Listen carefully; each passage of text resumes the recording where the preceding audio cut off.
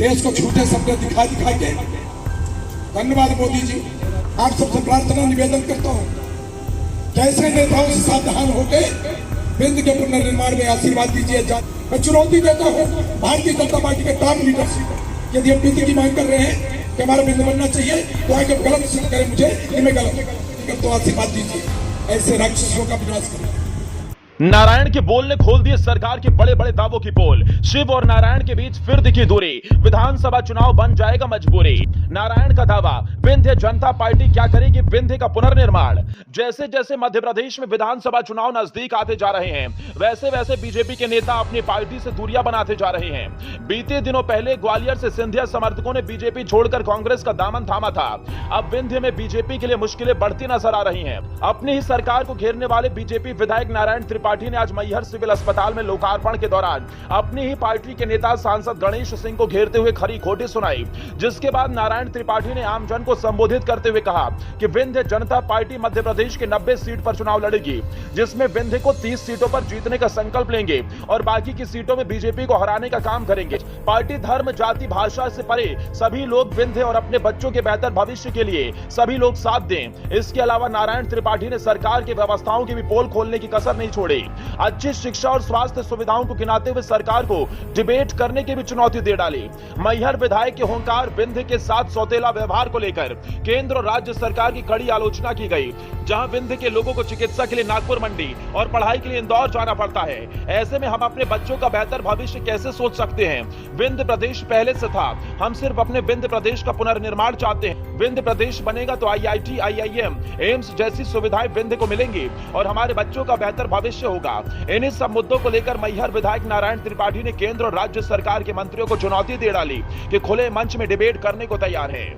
मैहर विधायक नारायण त्रिपाठी खुले मंच से आज विंध्य जनता पार्टी की रजिस्ट्रेशन 32 सीटों पर चुनाव लड़ने की घोषणा कर चुके हैं। जहां एक और विंध्य भाजपा का गढ़ माना जाता है, तो वहीं अब बीजेपी के लिए चुनौतियों भरा 2023 का विधानसभा चुनाव होने वाला है। जबकि विंध्य को साधने के लिए लगातार बीजेपी के बड़े नेता विंध्य का दौरा कर रहे हैं। केंद्रीय गृह मंत्री अमित शाह ने विंध्य दौरे की शुरुआत मैहर में मां शारदा के दर्शन कर की थी। तत्पश्चात प्रधानमंत्री नरेंद्र मोदी का रीवा दौरा हुआ था। जब से लगातार विंध्य की धारा को साधने के लिए बीजेपी की केंद्रीय टीम लगातार विंध्य को साधने में लगी है।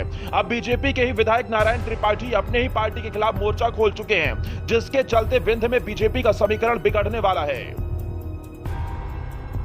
धन्यवाद मोदी जी, देश को झूठे सपने दिखा दिखा के लोगों को मुझसे बर्दाश्त नहीं होता। फिर इस तरह ये नाटक नोटंकी मुझे बर्दाश्त अच्छा नहीं लगता। हमारा इस तरह जिस तरह शोषण हो रहा है, हमारे साथ जिस तरह दुर्भाव किया जाता है, विंध्य की धरती पर तमाम खनिज संपदा का कूद भंडार पूरा सब बाहर जाना, हमारे टैक्स पैसा सब बाहर जाना, हम मूक दर्शक बने देखते रहे। इसलिए मैं बोलता हूँ कि विंध्य का पुनर्निर्माण होना चाहिए।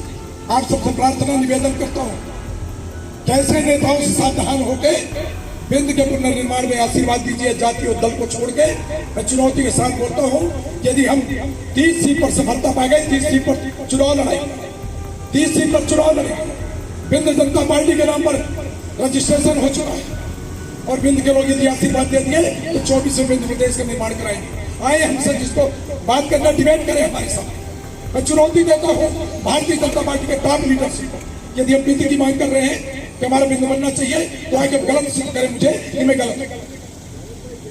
हमें अपने बाल बच्चों के भविष्य के लिए, इस विंध्य के लिए हमें कुछ करना पड़ेगा, सोचना पड़ेगा। हमारे यहाँ कोई एजुकेशन संस्था नहीं जहाँ बच्चों को पढ़ा सके।